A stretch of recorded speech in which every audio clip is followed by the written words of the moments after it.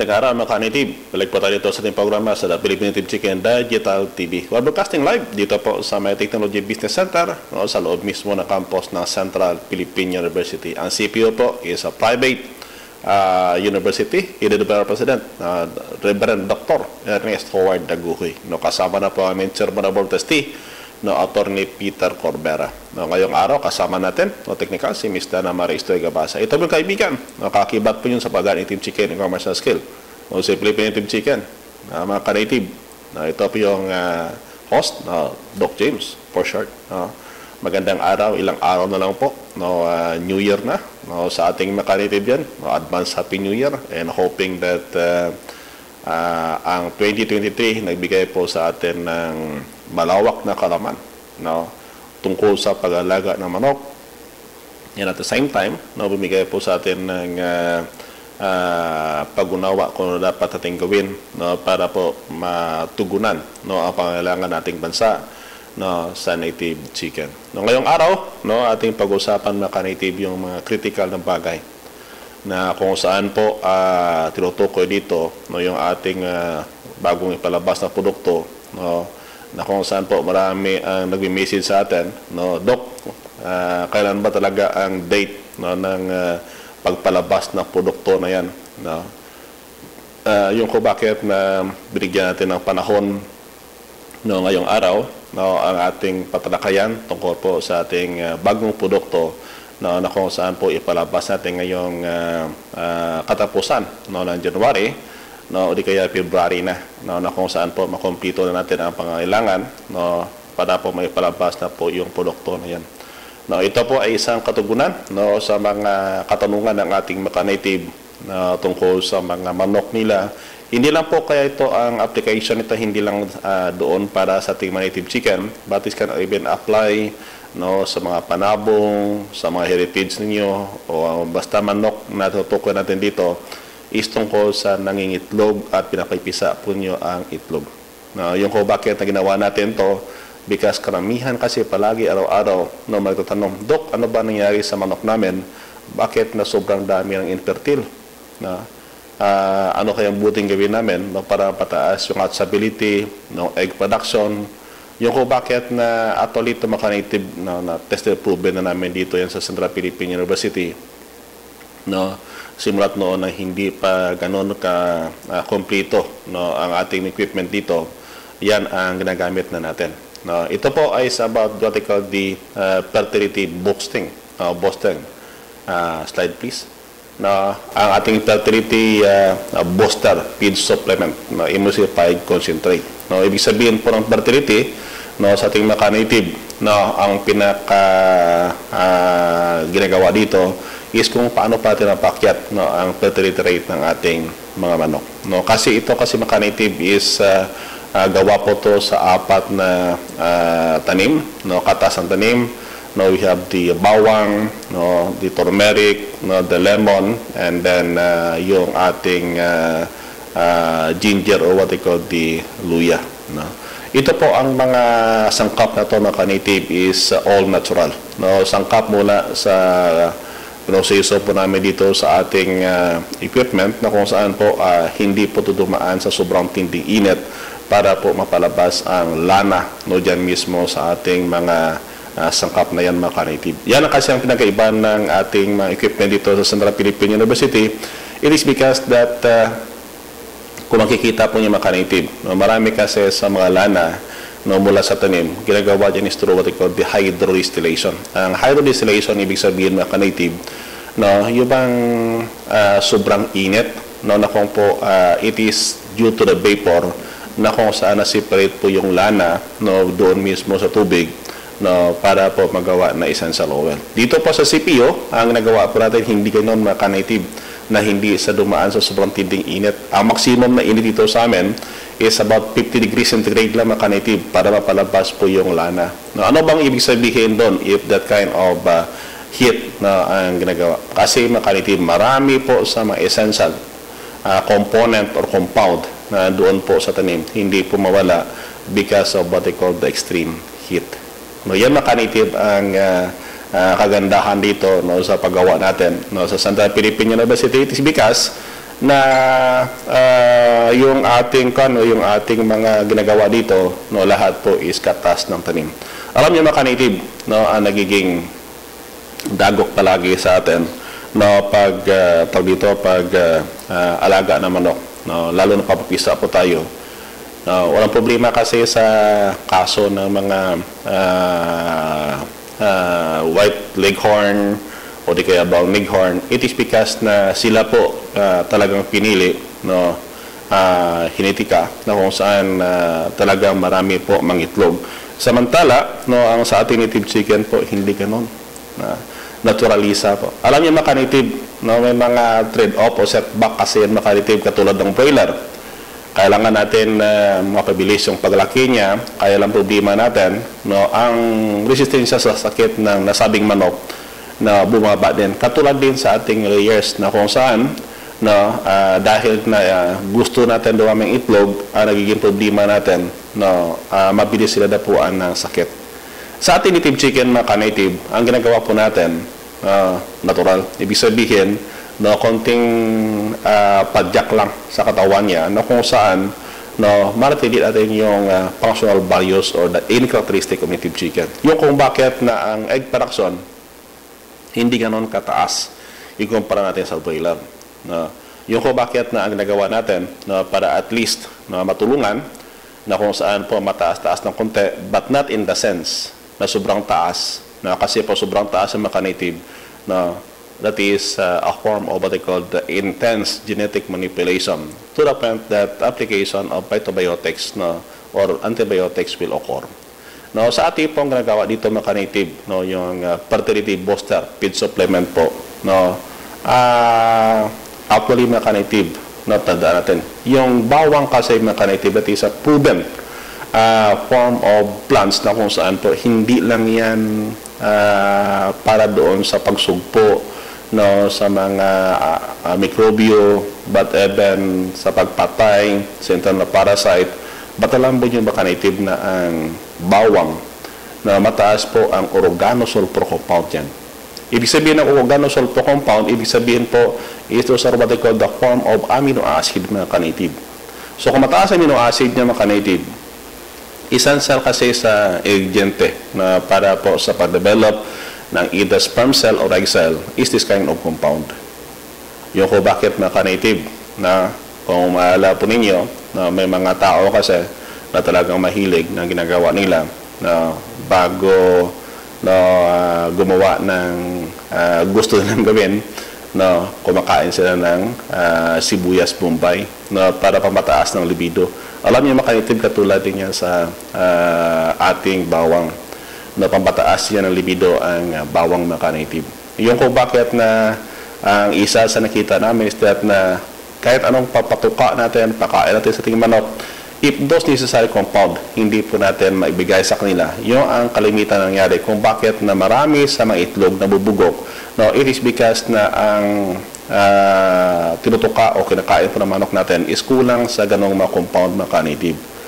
Yung kung bakit nagdagan natin, para at least kada paano po, hindi lang sa doon, kung makita po nyo, hindi lang sa doon, no, para na magpataas ng fertility, but even, no, used to prevent also the occurrences of pathogens or what they call the microorganisms. Now, ang pangalawa po mga ka-native is what they call the luyang dilaw. No? Ang luyang dilaw po mga ka-native, testilprobian, it has what they call anti-cancer property po. Marami na pong mga pag-aaral ang ginawa niyan na proven na nila, no, na kung saan po it is proven to be effective as what they call the anti-cancer property. Pero alam niyo ba ka-native, ang bawang po, ang luyang dilaw po, no, isa po sa isang ingrediente para mapataas po ang fertility ng ating manok. Ito type necessary nutrient or substances na kung saan po kailangan po ng ating mga manok. Yung kung bakit sabi namin is that na kung ganun din lang, no, hindi gawin na natin. Yung kung bakit makalitig, this is what we are using in Leon Den na kung saan, no, kaya lang ang nagamit namin noon is just what they call the pure juice extracts. Yung kung bakit na sa ating makanitib, kung sa tingin nyo, mahirapan kayo ma-acquire, no, ng fertility booster, na ipinakita na namin sa inyo po ang mga ingredient na ginagamit namin. No, pwede nyo ipiga yan mga ka-native and then gamitin. Kaya lang, no, base sa pag-aaral namin dito sa CPU, mas matindi ang epekto, no, ng kanyang lana i-compare natin sa pure juice o di kaya katas na parang tubig.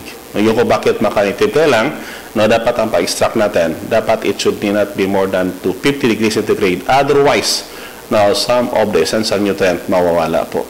No. Ang pangatlo po ng ingredient natin is what we call the lemon. No. Alam niyo makanitive, vitamin C is very critical, no, sa ating mga pag-develop ng ating mga ng mga gametes, no, ng ating manok. Ibig sabihin ng gametes po, no, sa lalaki, no, sperm cell, no, sa babae naman is what they call the egg cell. No.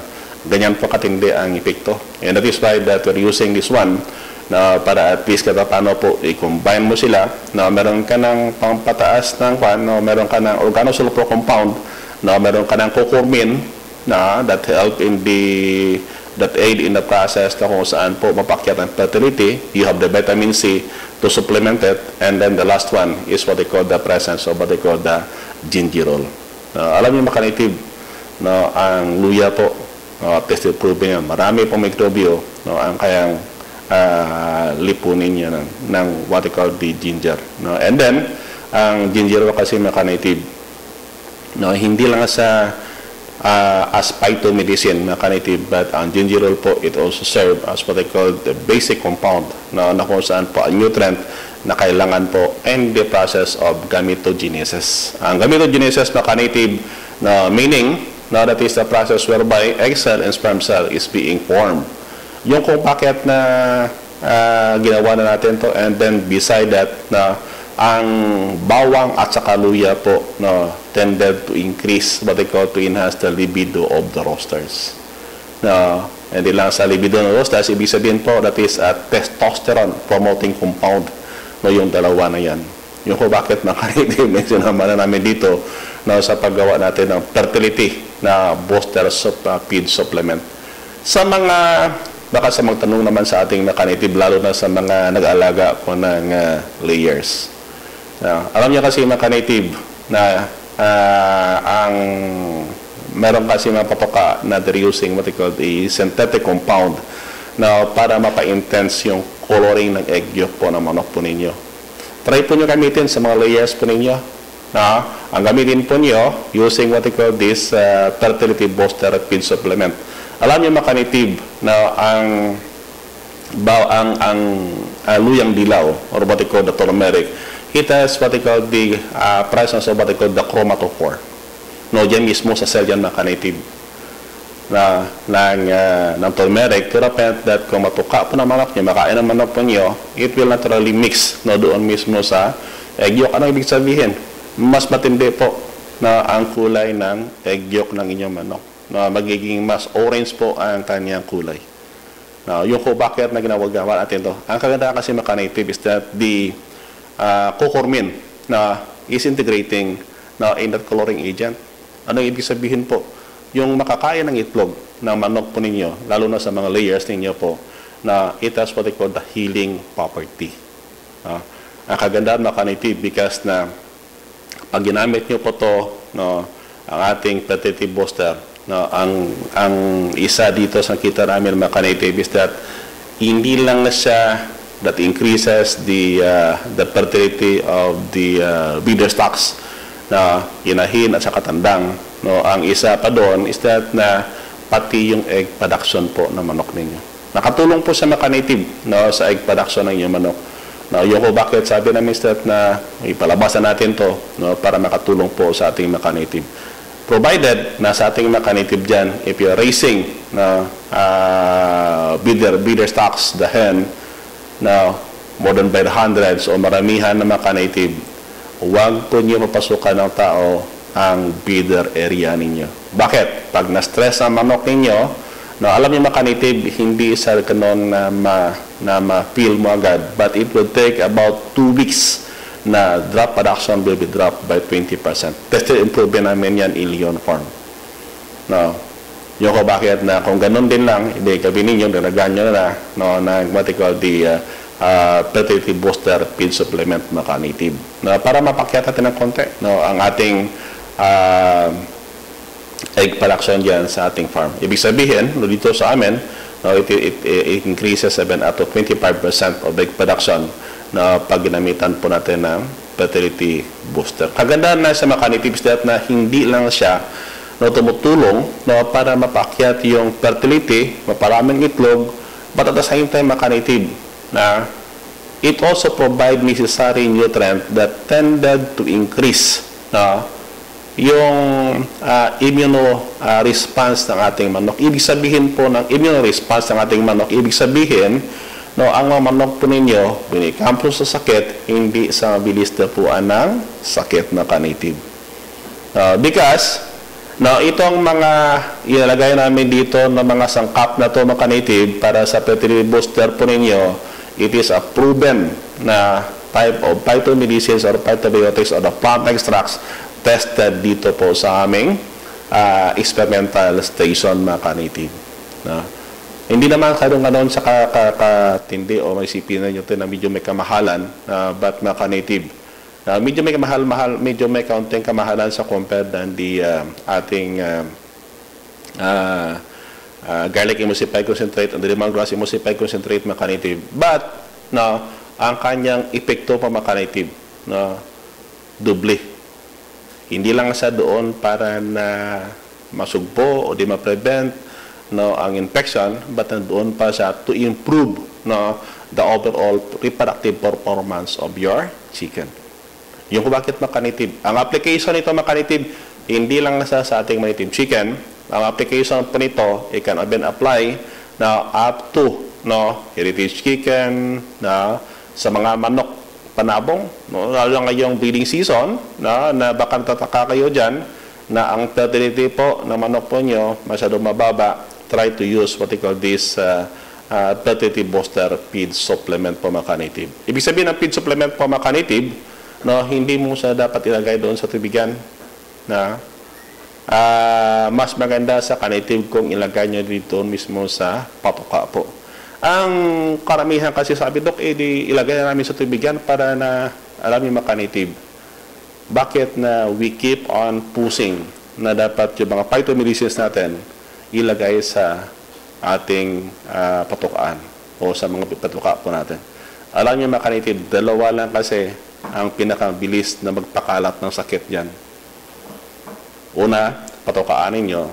Pangalawa, tubigan. Pero sa tubigan kasi native, hindi kasi lahat na natimpla ninyo, pwede maubos ng inyong mga alagang manok. Meron diyan kasi na matira, hindi marami pa. Ngayon kung native. Kaya sabihin natin, mas mura pa yung ating fertility booster feed supplement pero native. Sayang kasi. And that is why that kung ang target nyo naman is yung sa patubigan naman, we may recommend what they call the CPU garlic tea native. Mura lang yan kasi native. Now, ang 90 pesos ninyo na isang pack ng garlic tea na yan native that is made up of 5 sachet or tea bag na that is good for 75 liters of water native. So, ibig sabihin native, mas mura po yun. On the part of the fertility booster feed supplement native, ang kailangan mo dyan native is only 3 to 5 drops na for every kilo of CPU native chicken breeder feeds native. Na huwag kayong mag-aalala because yung bote na lagyan natin na mayroon kasing secondary cap yan na pag pili mo gamit na para magpatulo na pa-drop doon sa ating patokaan. Yung ko bakit native na gabi ninyo, 3 to 5 drops lang. No, kailan pa kayo dapat mag-apply ng 3 drops? If na hindi naman ganun katindi, no, possible infection, hindi kaya sa tingin nyo, no, para pang maintenance dose lang, no, 3 drops is enough na native. But, if you want, na kung saan po makyat-akyat ng konti, no, you can use about 5 drops no, of this fertility booster feed supplement ang idagdag po ninyo native. Ang gawin po ninyo, i-mix nyo homogeneously. Ibig sabihin po, no, if you have about nagmi-mix po kayo dyan, lalo na sa mga layers, no? And then gusto niya maging matindi, no? Yung intensity ng kulay ng yolk. At the same time, no, hindi na kayo magbigay ng antibiotics, ito pong ibigay nyo, try po nyo lagay sa may patukaan po ninyo. Mabango po yung patuka po ninyo. Hanggang dahil kasi, na, as mentioned kanina, na, alam nyo kasi ang Clostridium botulism.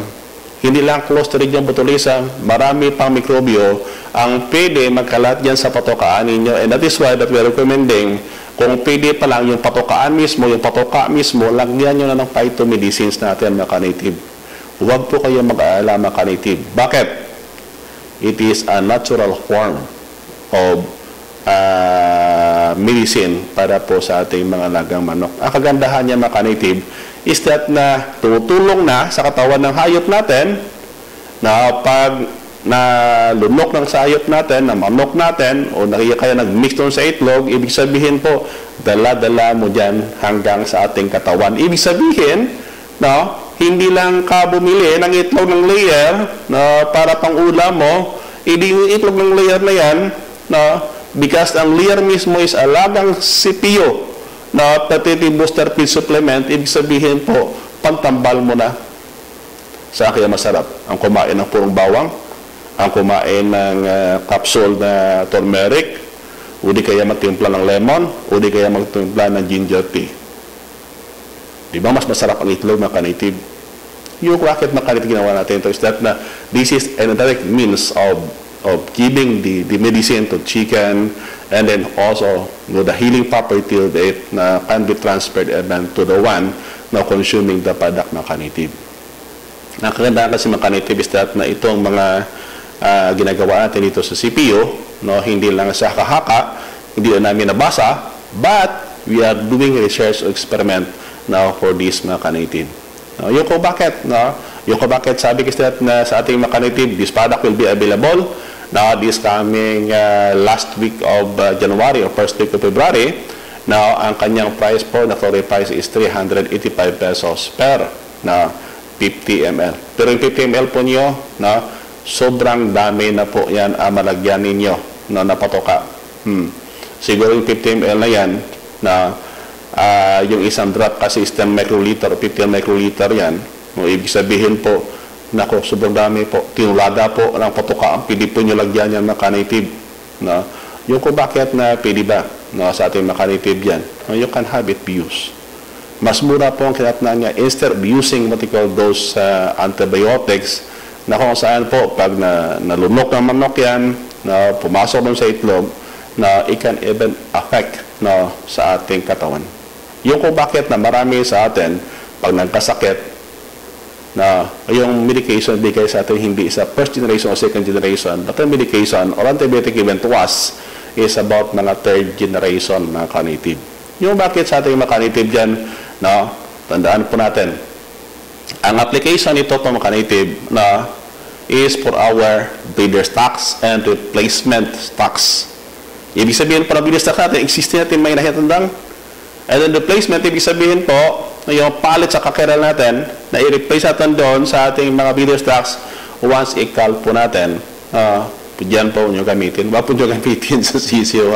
Hindi po yan sa sisyo. That is really intended for our breeder stocks and replacement. And also for your layer chicken. Na gusto po nyo ang natural na pangpakulay sa egg yolk ng inyong mga alagang manok. Hindi lang sa pangpakulay, kundi meron ka ng prevention against ailment. Ang kagandahan dito, mga ka-native, this is all made of plant extracts, mga ka-native.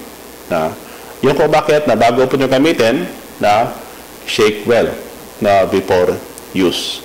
Hindi nyo naman kailangan dito yung refrigerator or freezer na have it be stored under room temperature. Haganda ito, mga ka-native, is that na as you are frequently using this kind of phytomedicines, mga ka-native, na it used to boost na the immune response of your chicken.